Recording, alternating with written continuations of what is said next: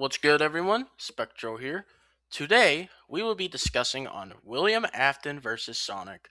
Now, I have been hearing both positions on their scaling, that Sonic is like multiversal to 5D to even outerversal scaling, which is pretty absurd on my opinion, or that William Afton is like building level to fucking human to even below human level, which is pretty unfair and dishonest to both franchises. So I will be discussing both of the versus scaling so we can establish who is overall better. So, without a further ado, let's start.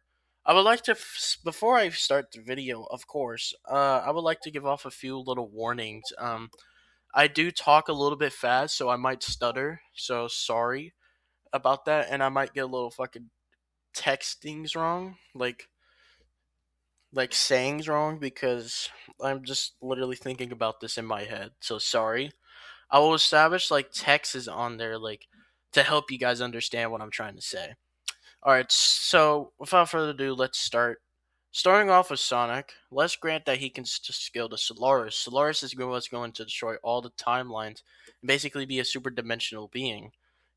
This would place Sonic scaling at multiversal plus the fifth dimensional in terms of scaling, as the term superdimensional means beyond the order of dimensions, which just has the notion that dimensions transcend the space-time, basically, like the notions of space-time. I also like to note that people use this to scale Sonic to outerversal when it's not necessarily the case, as superdimensional frameworks depend on the inverse scaling on dimensionality. Basically, it could be 1D, 2D, 3D, 4D, etc.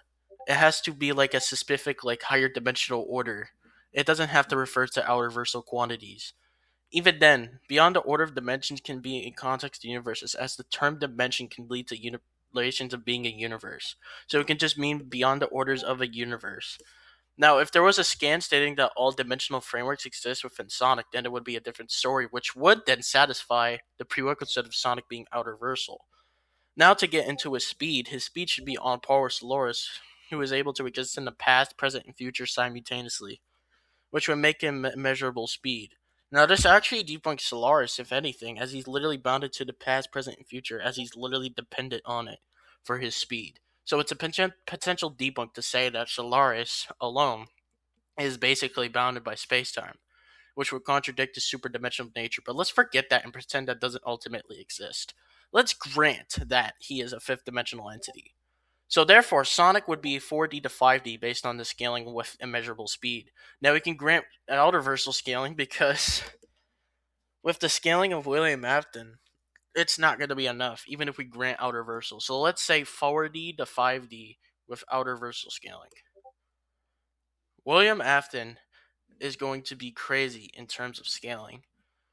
Basically, in his human form, or human nature, before he gets spring locked and turns into Springtrap, he can scale above the OG animatronics and their spiritual form, basically their spirits, like their crying child, for example. Based on this alone.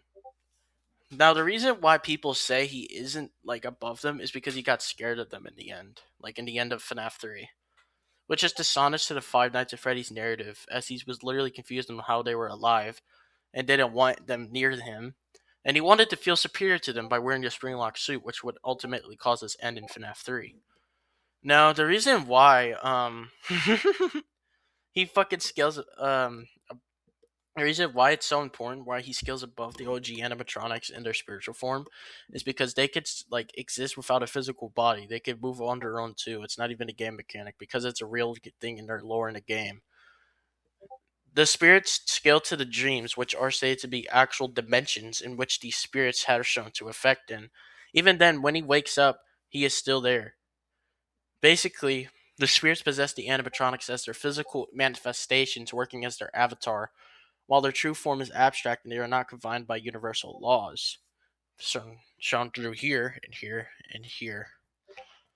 Now, the reason why dreams and FNAF are like very fucking like scary in terms of scaling, Mike's dreams are stated to be impossible dreams, which are actual universes and dimensions.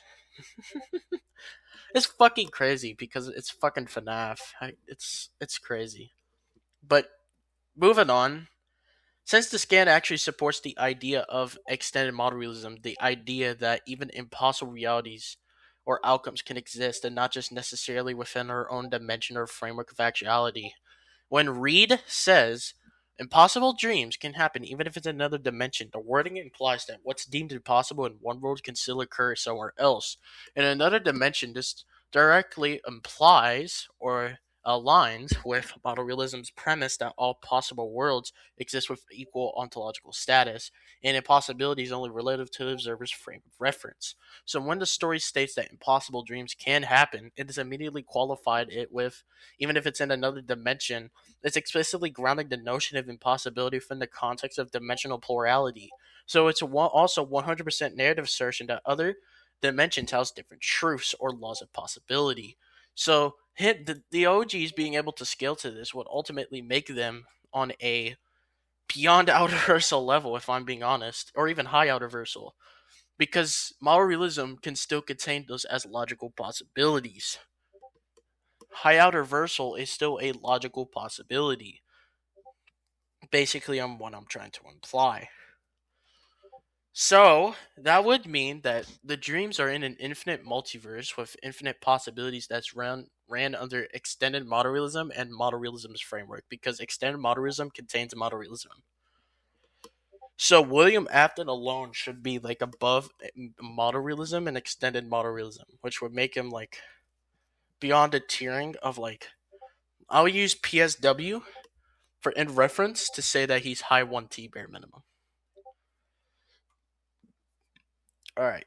So in another San, he should be able to scale above Eleanor, who's able to create the ball pit realm. Now, where does this ball pit realm scale to? Now, the ball pit realm is a land where all victims from agony and remnant are restored, an interdimensional place that basically was created by Eleanor, used for traveling through the victim's memories within different time periods that can actually affect their to the real events, such as Larson is being able to gain insight from Blackbird and change the outcome through the ball pit. It also acts as a gateway to travel different dimensions to different time periods, as it's shown from Larson, who's traveled through time just by going to the ball pit. It is also infinite in the context of no measurement to define of where it starts and where it ends, the balls upon balls that has no up or down or meaning. Meaning, it transcends the concepts of directions or having relations of being beyond the concept of directions. Also, each ball within the ball pit also represent as their own universes, and there's infinite balls. The reason why it's their universes is because it showed a time period of where Millie receives the happiest day of her life within one of the plastic balls. Now, there's also a void holding all of these balls assigned within their quantum state number based on their dimensions, establishing the many worlds within other vectors that differ from each other in the interconnectedness of reality. Or gravity, my bad. And the void from nature basically lacks all topological, quantum mechanical, interdimensional dimensional properties to define it, meaning that it would be an infinite layers in the outer versal realm bare minimum. Now to scale each universe within a ball pit and basically the main universe, since the main universe would still be like, how do I say it? Encompassing all of this, basically. Now, each universe within this context is despite is dictated as an infinitely expansive universe that acts as the threshold of the existence and the conception of infinity, which basically means in context avoided from all or any possible and conceivable infinities and encompassing them, and because the universe is literally stated to be all encompassing. Now, the reason why this would scale high is because it has to do with conceptions of absolute infinity. Now, remnant in the verse, which is the fundamental nature of the verse, if not the multiverse, is the essence of the conception of being and non-being, basically acting as a pure unity within the universe. Thus, would follow that the universe is a pure unity.